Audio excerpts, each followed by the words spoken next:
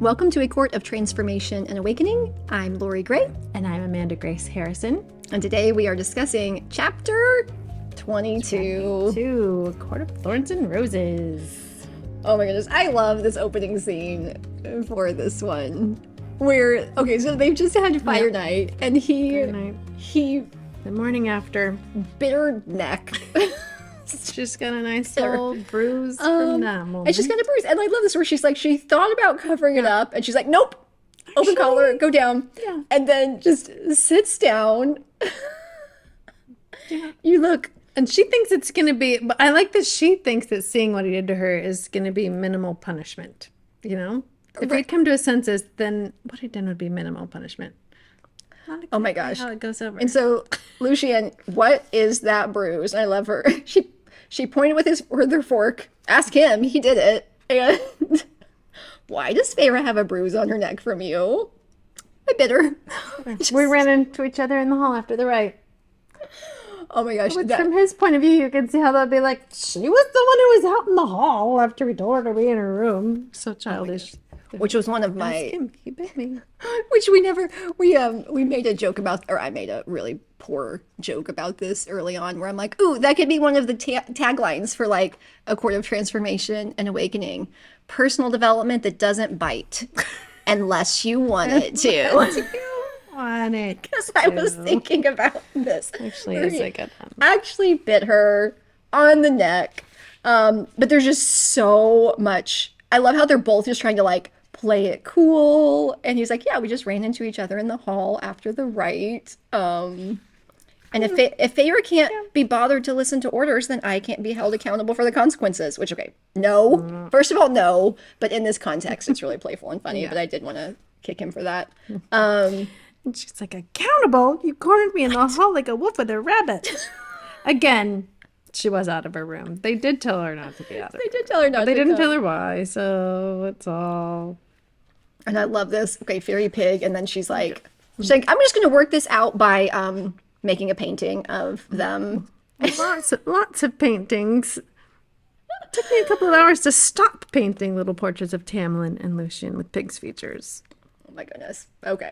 But so I love that the Tamlin I knew had returned, and it made me happy. It made me happy. They apologize at dinner, and then They do a couple of the apology languages. yeah, I've got a few of these things here, and And then then she falls asleep with a smile on her lips. oh, and slept really For peacefully. the first time in a long, long while. That's so nice. I'm so glad Feyre slept peacefully and didn't have nightmares. She did. It's nice. And then the next night we have a shift where she's going to wear a dress, She's gonna wear a dress. which tells us she's no longer interested in trying to kill them or run away. Yeah. She's kind of liking it here. And also that she kind of wants to feel pretty. Yeah, and so this happens. So we go to, and she's nervous, to go to dinner. And as soon as she gets there, I love that too. Well, I'm late for something incredibly important, Lucian said. Oh my Just goodness. leaves the And so room. he just ran. Okay. Like, this is a date night all of a sudden. Right. It's She like, didn't see that it's a coming. date. I'm not the third wheel. Get me out of here.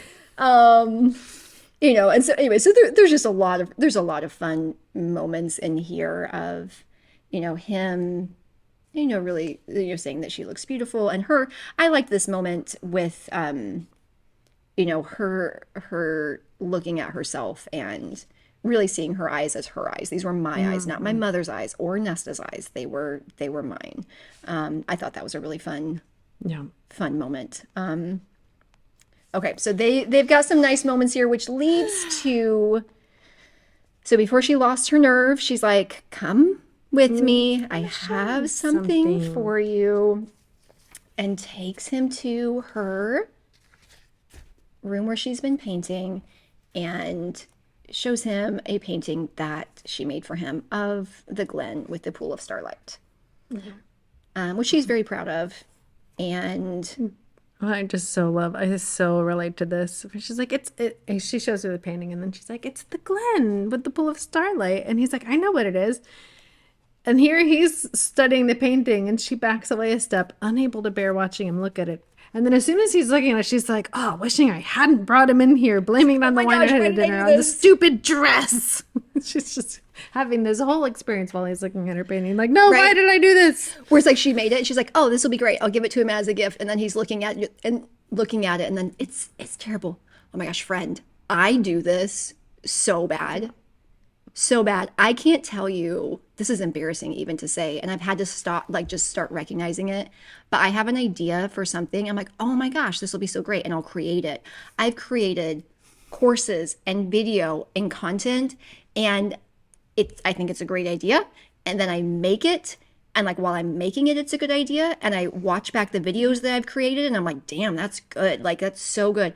And then as soon as it's completed and into the world, I'm like, Yeah, as that soon as was anybody else can see it. right. I'm like, that was awful. This is the worst thing I've ever made. What was I thinking? Why did I And put that I up? need to take it down. And like, I'm convinced like 30 seconds after I've ever completed something, it's now awful and needs to be taken down.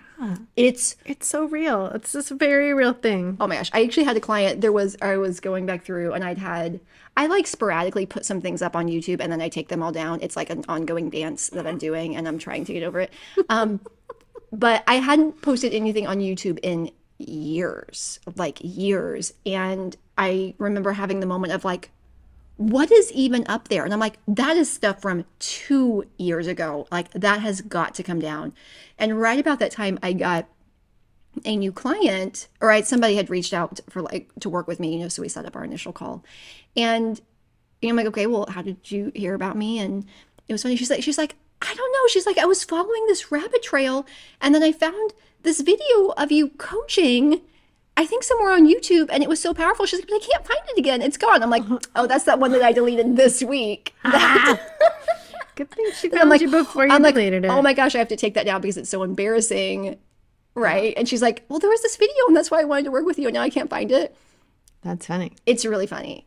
And I've gotten to where I have to just like at this point I'm aware of it enough that I don't always act on it. I don't always hit delete, but I still do a little bit and I still do a lot. I And find it really enormously helpful to never watch things. oh my gosh. I mean, sometimes we have to. I have to go back and find the golden nuggets. So with this, I'm having to rewatch them. But I find it much, much easier to not delete things if I don't rewatch them. If I don't even look at because as soon as you look at it, you're like, why would I have posted that? Why do I think that's appropriate to share that with public people? What the heck was I thinking? See, mine's not that like because I'll make a video and I'm like, I bet that was awful, and then I go back and I watch it, and most of the time for me, it's the opposite. I'm like, oh, that was really good, and sometimes I'm like, that was actually really good. I love that, and I'll post it. And so I have to rewatch it to actually know that it was good. And most of the stuff that I create, I'm like, that is good. But then 3 days later, then I'm convinced. So it's not like watching it doesn't bother. Actually, if whenever I watch stuff, if anything, it like puts my mind at ease that it is good. And I will finish something. I'm like, that is so good. I made this like parenting course at one point and I watched it all back. I'm like, that's so good. And then at some point, months later, I'm like, oh my gosh, I'm sure that's awful. It all has to be taken down. And like, I'll think back to stuff and I'm like, oh my gosh, I'm sure that was terrible. And then I go back and look at notes. I'm like, no, that was really good. Like, why did I take it down? But I'm always convinced afterwards that it's terrible. So yeah, watching Favorite here, I'm like, oh girl, oh girl. Yeah. We feel it. Yeah, he's examining the painting for a miserable eternity. Oh my goodness. And then he looks away. It was so hard. And so he starts going through the paintings. I love that she tries to preface this of like, I know they're strange and I know they're not like, not as good as the ones you have here. And so she's really uncomfortable, but clearly they're not that weird because he's looking at every single one of them and he's like, I get it. This was your forest. This was your life. This was the man you used to see. This was the man you used to see in your village.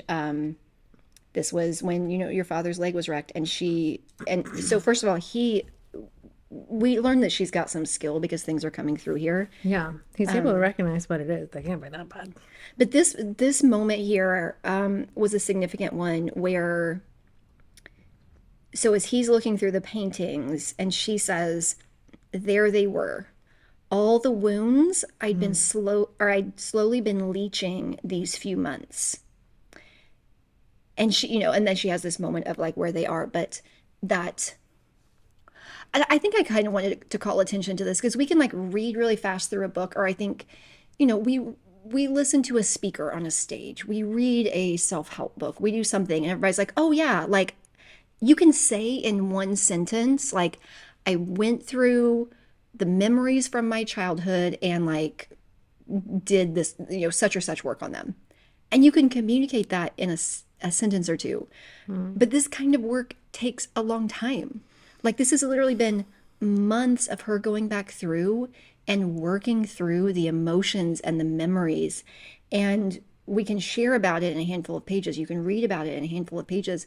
And that was the thing whenever I wrote my book, like I called this out. I'm like, I have no idea how fast you read this, but you need to know this was like my timeline. This was like over, like what I just wrote out in a couple of chapters. That was years. I had it like an insight every 2 or 3 months. Like, it wasn't every other day. It was like every couple months I would have an insight and I would live into it, and then a couple more months and I would live into it. And like I was doing this work for, you know, like 15 months or so before I started to have any sort of breakthrough. I don't know. I think too often we just have this weird idea of it's supposed to be quicker than it is. Yeah. Well, because it would be nice if it was quicker. Just so nice. But just quick healing. It would be nice if it was quicker. But so she's spinning this work, and like honestly, the work that she's doing here, I think is really important. Now, one, I talk to people sometimes who have past trauma, and there's sort of this, just some of my theories that like I don't necessarily think that talk therapy is always helpful for people. I think for some people, the trauma that they've experienced is the type that going back and reliving it can be traumatizing. Like we talked about, there are some things where you need to just like get it out and express it. I think there are a number of situations where that's not helpful. And the study that I've done is that it's not really necessary. You don't have to go back through and relive horrible traumatic memories to be able to heal from it.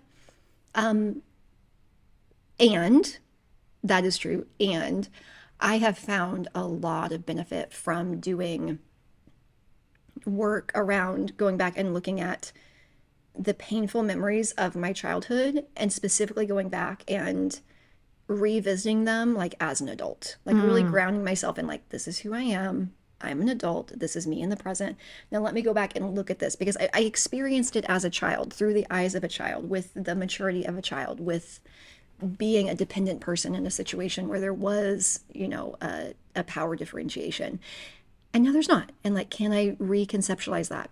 And going back and truly reconceptualizing painful memories, not the capital T trauma ones, but like the smaller ones, I found really, really helpful. Yeah. So, yeah. Now I didn't paint mine. No. But Or would that probably be as cathartic for you? no, I'm going to be a talker. Some people are going to be writers. Some people are going to be painters. Some people are going to need to dance it out. But I think there is power in going back through and leaching all of these wounds and taking months to go through and do this process. And it's not quick. It's not quick. But this is part of her. Yeah, and I think what I wanted to point out is like, this is part of her healing. Like, she didn't just jump to, oh, here was this stuff and here's this new me. And like, again, it's one of those places where I think that this book and this writing has so many parallels to what real life actually looks like. Like, our character, to become who she's going to become at the end of this book, to become who she's going to be in book 2, to become who she's going to become in book 3, she couldn't just bury it all. Like, and to remember that she's going to become this version of herself that I can't wait for everybody to meet if you haven't gotten there yet. But she had a season, she had months where she wasn't actively pursuing that, where she was just healing. And that we're allowed to take seasons where we're not barreling forward. We're allowed to have seasons where we're pulling back and we are just healing wounds. Yeah. Months of it, as long as it takes. And it's part of what sets her up to be ready to become the version of herself that she's going to become. And at the end of the day, after seeing all these paintings, he does not want the one that she picked for him. She wants the barren one, because he says that it reminds me that he's not alone. Yeah. because she understood. After, what did I say? But females, I've had many lovers, females of noble birth, warriors, princesses, but they never understood what it was like, what it is like for me to care for my people, my lands, what scars are still there, what the bad days feel like. Oh, Feyre definitely knows what the bad days feel like. They do, yeah, she does. And so they have this connection over this, which I think is, I think that's powerful. Yeah, but it's also here. This is significant, and this will be, this is just one of those things that was interesting where I don't want to talk too much about this, but the idea that he says that, or she's like, do you want me to live somewhere else, basically? And he's like, no, I don't want you to live somewhere else. I want you here where I can look after you, where I can come home and know that you're here, painting and safe. And and we just get a picture here of sort of like what he's looking for in this relationship and what kind of a person he is and like how he foresees the relationship. And, as somebody who has who's never had anyone to take care of her.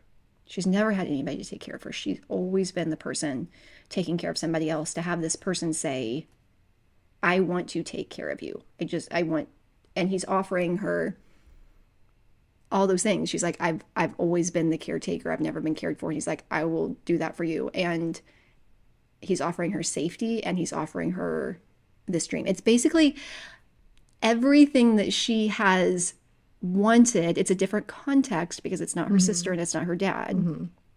But this idea of like, I want my family to be okay. He made that happen. She's like, and I just want there to be enough money and safety and time to do some painting. And he's like, here it is. Done. Here it is on a silver platter, like way up. And it's like she had this dream and then he presented this like gilded in gold version of it that's beyond what she ever hoped for herself. And he's offering it to her. Yeah. And so we can totally connect with why she would be intrigued by that. And we know that this is something that is obviously really connecting with her because end of chapter, she didn't lock her bedroom door No, that is a huge leap for Feyre. Didn't even lock her bedroom door. And the dream, and it's interesting, like she had a dream and it's coming true. Yeah. This is all she's only 19 still, I think, at this point. She hasn't had her birthday yet. So like she's only 19 and all of her wildest dreams just came true. She has a big life ahead of her. What else is going to happen? I'm assuming something else is going to come up besides just painting now that she's getting her fill of painting. We have to assume so. But I mean, that's, it is interesting. I've heard people talk about this where they'll have like they'll set some sort of vision and sometimes like forget about it and then go back and be like, oh, there was a point whenever I wanted that to happen. I think that you and I both had that happen with this because I had decided at the beginning of this year, was it the beginning of this year? I'm like, I want to do a podcast. I want to do a podcast again. And then every time I thought about doing it, I'm like, no, I just couldn't quite get on board with it. And at that point, the vision for ACOTAR wasn't there. We hadn't discussed any of this. None of this was in the works. I just knew I wanted to do a podcast. You had for years, and it was always a should for me too. There was you should really be doing. Ever since I learned that, like that's you start with the podcast and actually video podcast, and then you pull the podcast. Like, exactly what we're doing. Right? I've known for years that I should, and because it was a should, of course, it didn't get done. Didn't do it. Didn't do it at all. So both of us like we just kept shitting on myself about it. Here's this podcast thing, and like neither of us knew how it was going to come about, and then we look back, or like then something totally different happens and we're doing a podcast. We're like, oh, right, that was that thing that we wanted to do. We just did it. And then it was happening. I literally wanted to, my goal for the year was to release 12 episodes of a podcast. I haven't even thought about it. We already did that. You did that. You accomplished that goal. I haven't even celebrated that I accomplished my goal for the year. Oh my gosh. Okay, which really does tie into this. Okay, so this idea of that kind of what do we do then where it's like we've set a goal, like here's the thing that I want to do. And I do think that's the case. I think a lot of people, and I don't think and like there's not a moment in here where she actually acknowledges that, hey, that thing that I wanted I got. Yeah. And most of us don't. I think sometimes we forget about it, or by the time we get there, we've already like increased the bar. Yeah. And one thing I've definitely always, that I've learned from you and that you've been really great at. Okay, so you forgot to do it with your podcast thing, but you're a lot better than me at like stopping to celebrating, which is part of why, the idea of doing monthly intentions and taking a minute to check in with them, it creates the space. Now, you could take that as a space for judgment of all the things you didn't accomplish if you didn't get everywhere, but it also creates an opportunity to stop and celebrate those moments. But yes, for most of us though, we'll have a vision of something and then you get there and it's achieved. And then what? You just jump into your next goal. You forget to celebrate that you got there. Damn it. But we're going to get to see. So now that Feyre has experienced sort of the fulfillment of her goal, I'm excited for you all to get to follow along to see what she does. Now that the only thing up to this point she's ever wanted and hoped for, she has. I don't even remember what it is. I'm excited. I'm excited to reread. Yay! So good. All right. And that was chapter 22, guys. Thanks for watching. And if you would be so kind as to do this huge favor, I won't tell you to obey us on it, but it would be really awesome if you would go, if you haven't already, to ACOTAR.circle.so. It's ACOTAA.circle.so. And that's where our community is. And we have these podcasts on here along with discussions about them and other discussions and live events and journeys that you can jump in and really get to know other book besties who are reading these along with you and what they're going through. So go check it out, guys. We'll see you there. Bye. Bye.